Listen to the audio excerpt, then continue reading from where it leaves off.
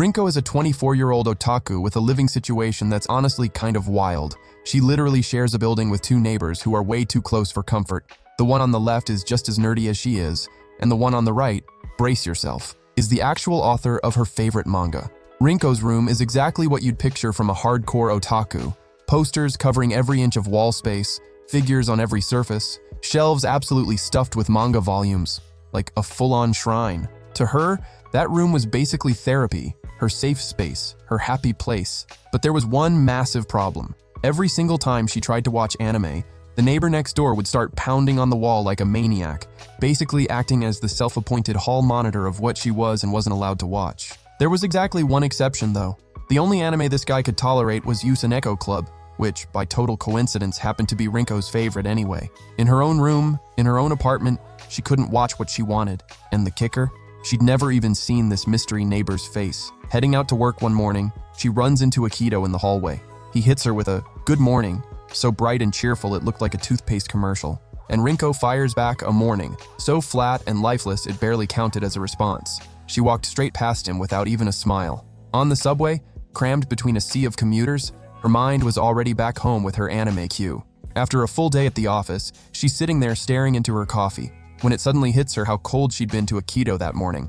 Because this guy is genuinely, almost unnervingly kind. The kind of wholesome that reminds you of your grandma. Rinko shakes it off, gets herself together, and powers through the rest of her work so she can finally get home to her little otaku sanctuary. Late that night, she finally finishes everything. Her boss walks over, gives her a little pat on the back for the hard work, and as a reward, drops an absolutely unhinged stack of paperwork on her desk. More work, obviously. Back home, Rinko is planted in front of the TV, practically vibrating with anticipation for the anime she'd been saving all day. But would her neighbor actually let her watch it in peace? Remote in hand, she takes a deep breath and hits play. Not even 2 seconds in, not even 2, and the pounding on the wall starts up again. The doorbell rings. Was the mystery neighbor finally coming to confront her face to face? Nope, it's Akito, standing there with a little bag full of tea packets just for her. Rinko is immediately overwhelmed. She wasn't expecting that kind of sweetness at all, and the tears just start coming. She lets it all out, the brutal workload, the desperate need to just unwind with some anime in peace, and those infuriating wall bangs. She tells him he's basically a grandma in the body of a young guy, the way he takes care of her like she's his favorite grandkid. Akito was not having it when he heard what had been going on. He put 2 and 2 together fast. Some guy next door who knows there's a girl living alone on the other side of the wall, pulling that kind of stunt. He marched right over and rang the mystery neighbor's doorbell. Rinko warned him the guy always pretended not to be home, so Akito came up with a different plan. Go into Rinko's room and make some noise through the wall himself. He made it crystal clear he wasn't trying anything weird. It was purely tactical. Rinko knew Akito was a total gentleman. The problem was her room. All cute and pastel and plastered with the nerdiest anime imaginable. She tried every excuse in the book to keep him out, said the room was a disaster zone, haunted, structurally questionable, a biohazard. Akito cut right through it. "Miss Rinko, are you an otaku?" She was speechless. The man read her like a manga, but he quickly put her at ease, letting her know he was into anime too. The two of them head into her room. Rinko gives him a live demonstration, turns on literally any anime that isn't Usaneko Club. First wall bang, right on cue. Akito pounds back and calls the neighbor a Neanderthal. The neighbor slams even harder, clearly fuming. Akito, cool as ever, repeats it, Neanderthal. On the other side of the wall, a blonde guy with a cigarette hanging from his lips shows up, absolutely seething. "Who the hell do you think you are, calling me a Neanderthal?" One kick later, he's knocked a hole straight through Rinko's wall, big enough to walk through. And he does, and he starts going off on her. Akito, completely unbothered, picks up his phone and announces he's calling the cops. Rinko screams at him to stop, because she recognized this man, Haruma, the author of her favorite manga. To Rinko, this guy was basically a god, a national treasure. She turns to him, eyes sparkling, and gushes that she's been a fan forever. Reads the manga, watches the anime, the whole deal. Haruma responds flatly that he already knew, because the walls are thin. Akito insists on calling the police anyway. Rinko blocks him again, desperate. If they arrested this man, countless people would have a full meltdown. Haruma nods along, clearly very pleased with himself. Rinko says he's a gift to humanity, and then the two of them, in perfect unison, announce together, Haruma is the second sun shining down on this planet.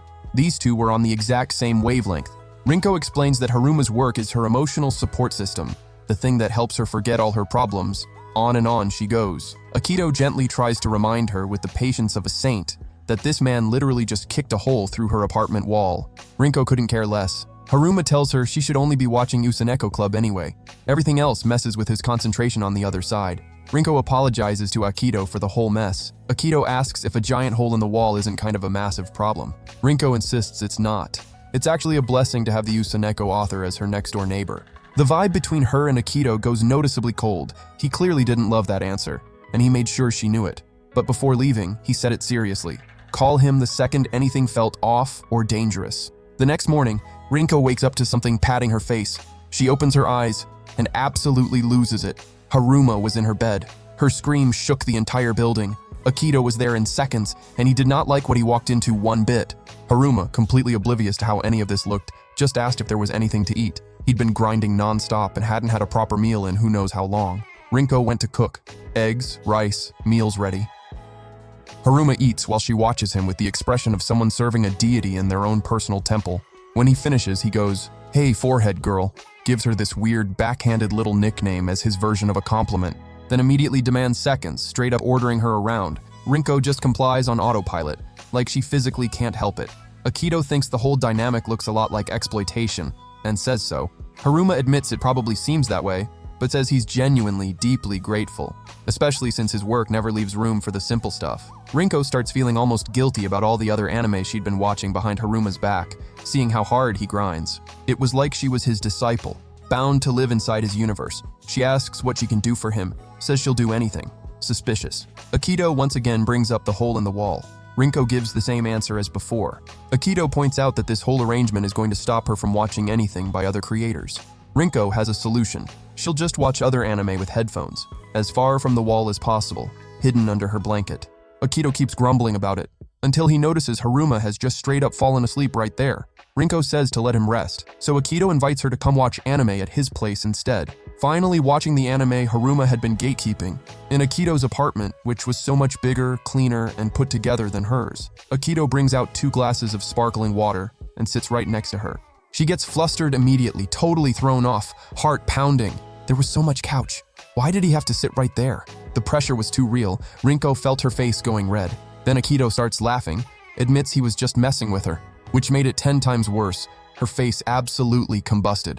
"That is not grandma behavior," she snaps. Akito takes her hand and says, dead serious this time, "He's not anybody's grandma. He's the big bad wolf." Her eyes went wide. Unfortunately, that moment got cut short by a kick to Akito's wall. Haruma had knocked open yet another hole, this one connecting Rinko's room directly to Akito's. The guy was genuinely offended that these two had the nerve to watch anime while he was trying to sleep. He also declared that Rinko would be cooking all 3 of his meals every day going forward, though he'd pay her for it. He then casually asked, as a side note, whether Rinko's boyfriend would have a problem with that, nodding toward Akito. Rinko short-circuited, "Boyfriend?" Akito put his hand on her shoulder and confirmed that, yeah, he'd definitely be a little worried about leaving her alone with Haruma. Rinko remembered that Akito had mentioned he'd play the boyfriend role, and realized he was genuinely committing to the bit. Haruma, needy in his own particular way, said food wasn't enough. After meals, they'd have to play games with him too. Akito asked Rinko if that was what she wanted, said he'd back whatever she decided. Fake boyfriend words that hit Rinko like a spotlight. For the first time in her life, she actually felt what it was like to have someone in her corner. And just like that, a god, his disciple, and the disciple's fake boyfriend started sharing that strange little space, in a way none of the 3 of them ever could have seen coming.